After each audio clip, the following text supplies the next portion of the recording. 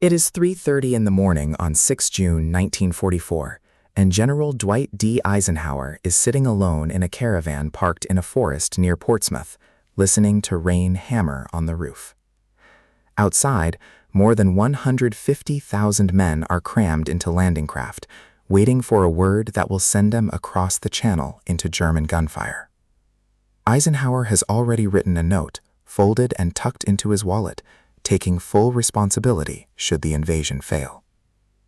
But the extraordinary thing about this moment is not the note, and it is not the weather.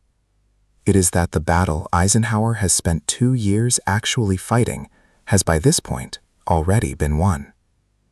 Not on the beaches, not with artillery or aircraft. It was won in the minds of German commanders hundreds of kilometers away, who remain convinced, even as the first landing craft grind onto the sand, that Normandy is a diversion and the real invasion is still to come.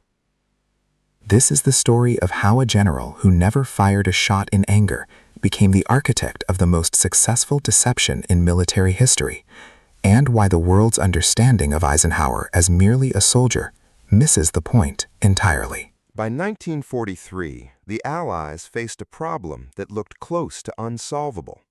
Germany held the entire coastline of occupied Europe, from the Arctic Circle to the Spanish border, and had spent 3 years turning it into a fortress. Field Marshal Erwin Rommel had studied the beaches with obstacles, mines, and gun emplacements, and German intelligence knew perfectly well that an invasion was coming. The only real question, from Berlin's point of view, was where. Calais offered the shortest crossing and the most obvious target. Normandy was further, less heavily defended, but still a significant gamble.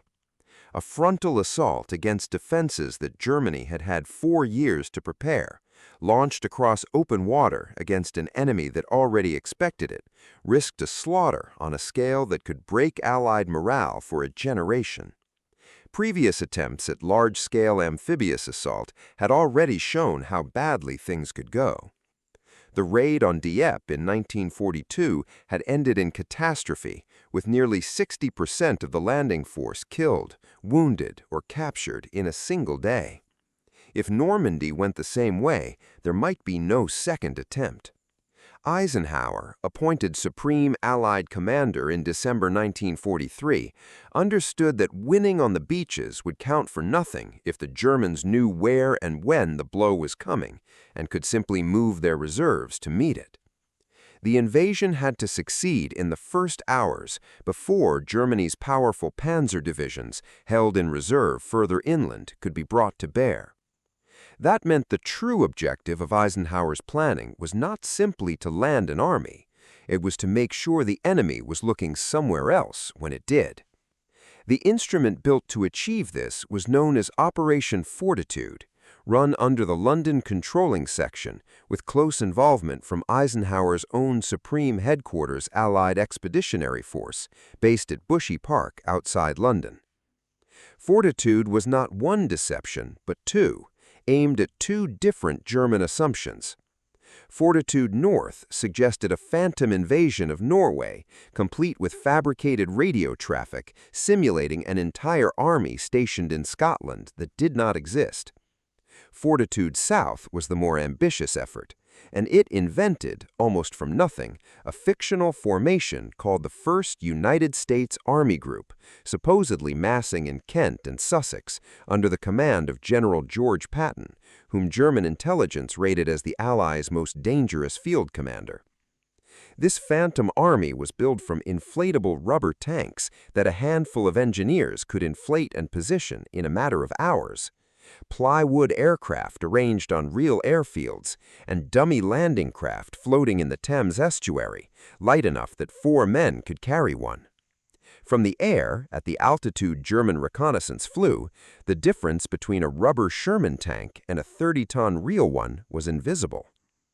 Alongside the physical props ran a vast web of radio deception, with operators transmitting the routine chatter of divisions, corps, and supply units that existed only on paper, enough traffic that German listening posts could plot an order of battle for an army group that was pure fiction.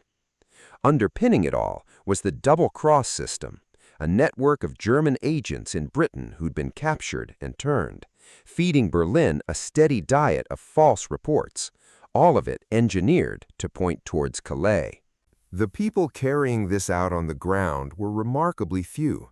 The physical deception around the fictitious army group was largely handled by specialist camouflage and deception units, including the 21st Army Group's own deception staff, working alongside engineers who could erect an entire dummy encampment overnight and strike it again before dawn.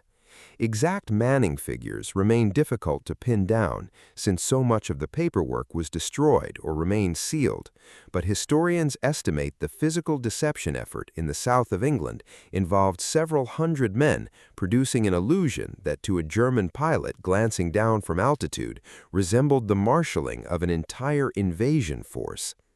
If you're finding this interesting, a quick subscribe helps more than you know, and there is a great deal more of this story still to come. The clearest evidence that Fortitude worked lies not in Allied records, but in German ones. Hitler and his senior commanders, including Field Marshal Gerd von Rundstedt, kept the powerful 15th Army, stationed near Calais, in place for weeks after the Normandy landings began, convinced that the real invasion was still coming. Panzer divisions that might have driven Allied forces back into the sea in the first critical days remained pinned in the wrong place by an order of battle that existed largely in radio signals and rubber tanks. German agent reports, sent by operatives Britain had already turned, continued reinforcing the Calais theory even after Allied troops were fighting their way inland.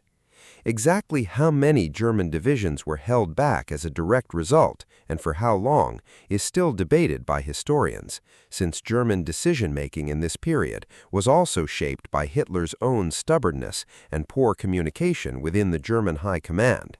What is documented is that the delay bought the Allies precious days to consolidate their beachhead, days that may have been the difference between a foothold and a disaster.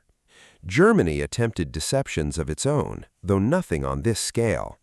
German efforts to disguise troop movements before Operation Barbarossa in 1941 relied more on conventional secrecy rather than elaborate fabrication, and by 1944, Germany's ability to run this kind of operation had been crippled by the very network Britain was exploiting, since nearly every German agent operating in Britain had, unknown to Berlin, been captured and turned. The Americans, for their part, contributed enthusiastically once Eisenhower's headquarters set the strategic direction, including the later formation of the so-called Ghost Army, a unit that used inflatable equipment and sound trucks to simulate troop movements in France after the landings. But it was the British units, drawing on deception techniques refined since the North African campaign, that supplied the doctrine, the practical experience, and much of the technical apparatus that made Fortitude convincing. The concept did not disappear with the war. Military deception, sometimes called military and diplomatic deception, became a standing part of doctrine for the American, British, and other Allied militaries in the decades that followed, studied at institutions such as Sandhurst and West Point as the clearest example of how an entire campaign could be shaped before a single shot was fired. The legacy of Eisenhower's role in this is easy to underestimate precisely because deception, when it works, leaves no dramatic wreckage behind. There is no battlefield to visit, no wrecked convoy, no obvious monument.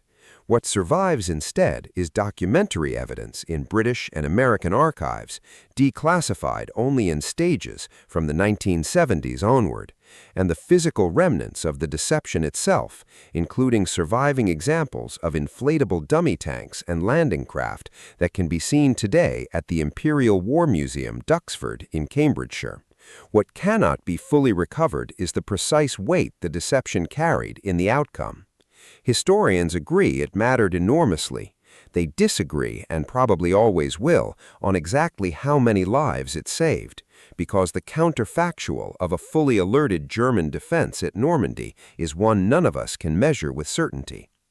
What can be said with confidence is this: Eisenhower did not simply command an invasion, he commanded a fiction so convincing that Germany's most senior military minds bet an army group on the wrong beach, and Eisenhower did not win Normandy with more men or heavier armor or superior firepower. He won it, in large part, by making sure the enemy was fighting a war that wasn't actually happening in a place the Allies had no intention of landing. The rubber tanks deflated, the plywood aircraft were dismantled, the phantom army of Kent and Sussex vanished as though it had never existed, because it never had. And that is precisely the point. The general, who is remembered for the greatest amphibious assault in history, spent 2 years making sure that assault would already be half won before it began, not with a shot fired, but with a lie told so completely, so patiently, and so well that an empire's high command believed it until it was far too late to matter.